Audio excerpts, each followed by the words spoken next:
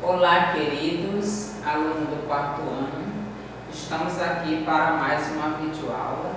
Hoje, nossa videoaula de História, vamos dar continuidade à formação do povo brasileiro, falando da história do Brasil. Já falamos em todo o percurso, de formação, de recursos, certo? E hoje nós vamos falar das revoltas. Por que revolta? Porque como na formação do Brasil vieram vários países se instalar aqui por conta dos recursos, que aqui tem os recursos naturais, o ouro, o pau-brasil. Com isso vieram vários países, por conta de impostos altos, da concorrência, de brigas, de escravidão, aí aconteceu as revoltas, porque alguns não concordavam com as leis, o que eles ditavam os senhores. Aí começou essas revoltas. Vamos falar hoje de cada uma delas.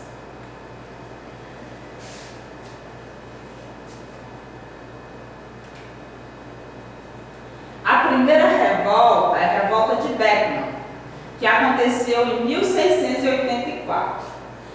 Essa revolta aconteceu no Maranhão.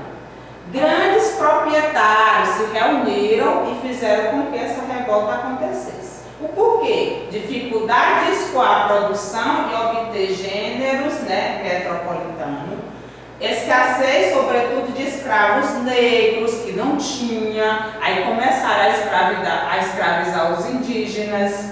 Companhia de Mercado do Comércio do Maranhão, criada em 1682, para resolver a crise do abastecimento, devendo adquirir a produção de açucareira da região, como fornecer gêneros metropolitano e escravo. Porque vocês sabem também que teve um declínio da questão da produção de açúcar, por conta dos holandeses, que levaram as mudas e começaram a produção e a comercializar com a Europa. Em 1684, os revoltosos exigiam a abolição do monopólio de companhia e o direito de escravizar índios. Líder Manuel de Beckman foi enforcado e Thomas Beckman condenado à prisão. O Manuel Beckman e o Thomas Beckman eram as pessoas que estavam à frente desse movimento. Chocavam-se com os povoadores quando combatiam a escravidão indiscriminada dos indígenas. Para os jesuítas, a escravidão deveria ter um objetivo religioso, princípio de guerra justa. Os colonos sempre encontravam um modo de bular a legislação ou manter em cativeiro índios protegidos por leis. Então, mesmo com essa revolta, ainda tinha a questão dos cativeiros. Eles escravizavam os índios. Por quê? Porque não tinha negro suficiente para fazer o trabalho. Morto na forca. Então, foi aqui, o líder da revolta, Manuel Beckman, ele foi enforcado. E a classe social participante do movimento Revolta de Beckman eram comerciantes, religiosos e donos de terra. Depois veio, da revolta dos Beckmans, veio a Guerra dos Emboabas. O que foi essa guerra? Conflito armado ocorrido na região de Minas Gerais entre os anos de 1707 e 1709, envolvendo os bandeirantes paulistas e os emboabas, que eram portugueses e imigrantes de outras religiões, certo? Do Brasil.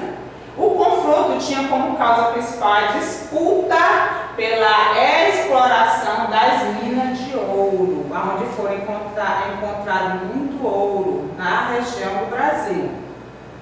Recém-descoberto na região de Minas Gerais, os paulistas queriam exclusivamente a exploração da região, pois afirmavam que tinham descoberto as minas, certo? Por quê? Porque os paulistas, né, que aqui habitavam, eles queriam. E aí os portugueses e outras pessoas que vinham também queriam. Aí começou essa guerra.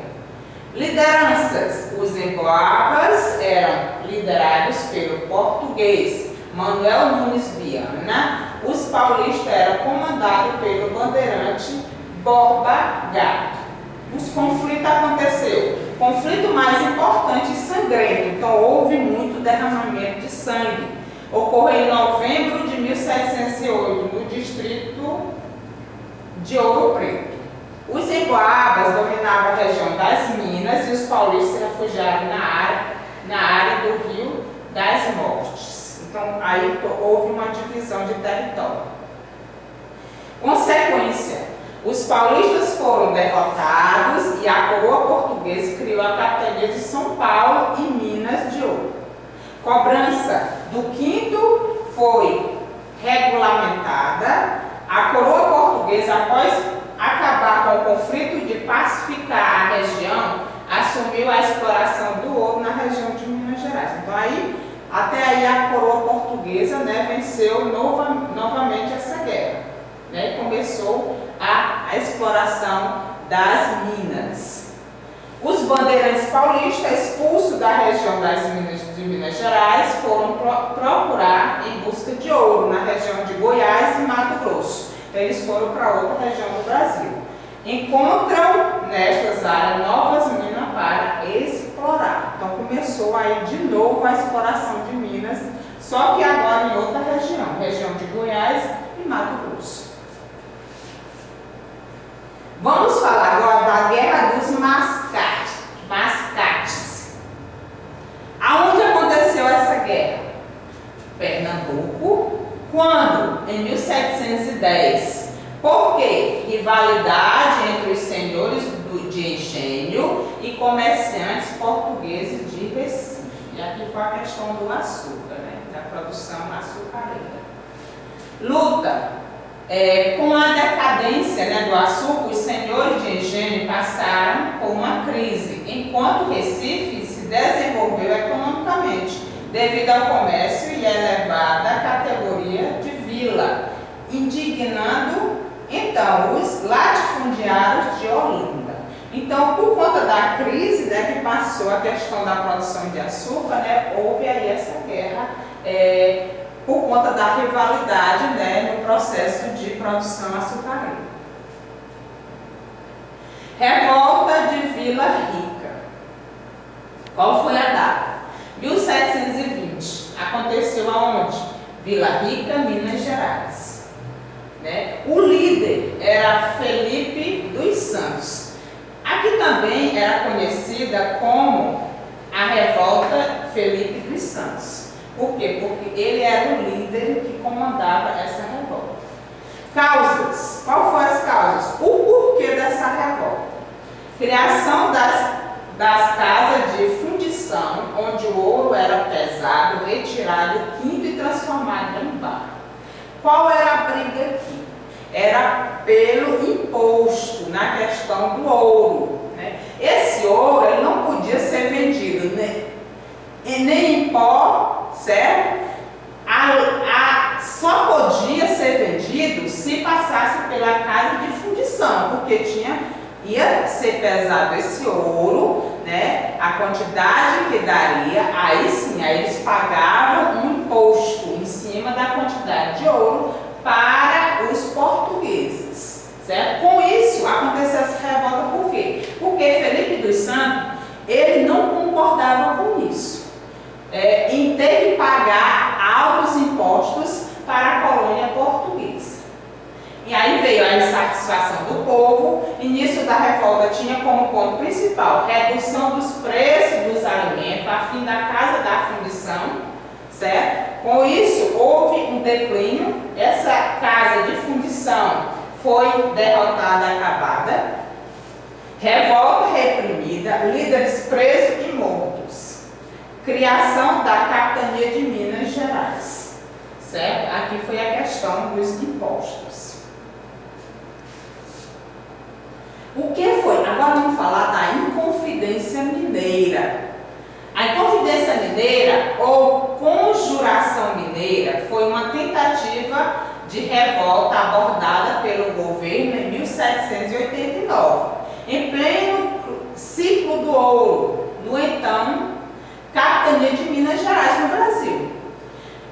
Contra, entre outros motivos, a execução de Derrama e o domínio português. Foi um dos mais importantes movimentos sociais da história do Brasil. Significou a luta do povo brasileiro pela liberdade. Aqui já o que é que eles queriam? Era a liberdade, que não houvesse mais escravidão dos indígenas, né? E também tinha os negros, só que os negros, como eram poucos, eles começaram a escravizar os indígenas. Eles queriam essa liberdade, essa Inconfidência Mineira. Contra a opressão do governo português no período colonial da colônia, certo? Aí houve-se uma revolta, certo? Porque eles queriam que o governo português não mais escravizasse o povo. E o que liderava é o Tiradentes, certo? Joaquim José da Silva Xavier. Com isso, com essa luta, né, que ele ficou à frente, certo? Que ele foi traído pelo traidor Joaquim Silvério dos Reis, porque esse traidor foi falar, denunciou a Visconde de Barbacena, o que eles estavam querendo. Com isso, houve-se essa revolta. Joaquim José da Silva Xavier Tiradentes foi morto lutando pela liberdade do povo brasileiro, pelos escravos, pelos índios. Isso no dia 21 de abril de 1792. Ele foi morto, certo? Enforcado, esquartejado, e ainda foi posto. Cada pedaço, cada parte de seu corpo foi colocado em postes. Para que, assim, né, diziam os portugueses, as pessoas que vissem, não mais, né, fizessem essas revoltas, essas guerras. Era um aviso, certo? E foi colocado, Tiradentes foi colocado as partes do corpo em postes. Com isso, né, depois da Inconfidência Mineira, aí veio o quê? Conjuração Baiana, em 1798, revolta dos alfaiates. Que era esse movimento de caráter popular, contava com a participação de artesãos, comerciantes, burocratas, negros, livres e escravos, intelectuais e profissionais liberais. Então, todos esses povos faziam parte desse movimento. Defendiam a formação de uma república democrática com liberdade de comércio e a emancipação do Brasil. Então, o que eles queriam? Eles queriam, né, direito de ir e vir, de comercializar, não mais pagar imposto e nem o Brasil ficar preso a Portugal. A transferência de capital para o Rio de Janeiro em 1763 foi com que privilégios fossem retirados de Salvador e os recursos destinados à cidade foram reduzidos. O aumento de impostos prejudicou sensivelmente as condições da vida da população local. Mas com isso daqui, os portugueses não ficaram satisfeitos. O que foi que eles fizeram? Eles fizeram com que pagassem, esse pessoal pagasse um preço. Então, o que é que eles cobravam mais, né, dos ricos, certo? E também cobravam dos pobres. Então, esse foi o preço que eles pagaram também por acontecer essa revolta dos alfaiates. Os líderes do movimento eram 4. Lucas Danta, Manuel Faustino, Luiz Gonzaga e João de Deus. Esses 4 líderes também foram mortos. dos afrodescendentes, aqui é a questão dos negros, da liberdade, né? Que todos, né, nós temos que ter a liberdade, não podemos ficar presos, né, a ninguém. Então, os negros, eles eram escravizados, certo? Com essas revoltas, passaram a ter liberdade. E essa liberdade é algo que todos devem ter, e todo o povo deve lutar por ela. Por isso é que os escravos sempre se rebelaram contra seus senhores, pois nunca aceitaram a escravidão, certo? Aí o que é que eles faziam? Com isso, né, que eles queriam demais essa liberdade, porque os senhores, né, os donos, faziam o que? Escravizavam, certo? Faziam trabalhos pesados, batiam. O que é que eles faziam? Se rebelaram. O que é que eles iam? Eles iam, aliás, eles fugiam para os quilombos, né, que era a comunidade que ele vivia muito afastada dentro da mata. Não viviam bem, mas viviam melhor do que ser escravizados. Onde se localizavam? Ficavam escondidos nas matas, em lugares preferencialmente inacessíveis, aonde só sabiam, né, o local escravos que não conseguiam fugir e alguns comerciantes que vendiam mantimento para eles. Com alto de montanhas, no alto de montanhas e gruta, e era onde então os escravos se reuniam e conseguiam levar uma vida livre. E as pequenas aldeias eram também chamadas mocambo. E tanto ele como os quilombos duraram todo o período da escravidão no Brasil, que até hoje ainda temos quilombos, né? Que são as grandes comunidades indígenas, certo? Comunidades quilombolas na atualidade, que são as comunidades, né, onde eles se refugiavam. Muitos quilombos, por estarem em locais afastados, permaneceram ativos mesmo após a abolição da escravatura em 1888, que aqui eles tiveram a posse da terra. Deram origem às atuais comunidades quilombolas, né, os quilombos remanescentes. Existem atualmente cerca de 1.500 comunidades quilombolas, certificadas pela Fundação Palmares, embora as estimativas apontem, né, para a existência de cerca de 3.000. Grande parte das comunidades está situada em estados das regiões norte e nordeste do nosso país. Então, aí nós podemos observar, né, que a formação do povo brasileiro também aconteceu, né, várias lutas até chegar à liberdade, certo? Que nós temos, que todos têm que ter esta liberdade, ok? Então, houve derramamento de sangue, houve várias lutas, sem falar que os companheiros, né, os representantes, os líderes morreram lutando pelo povo brasileiro, ok? Pela liberdade que eles sempre almejam, ok? Então, um abraço a todos e até a próxima videoaula.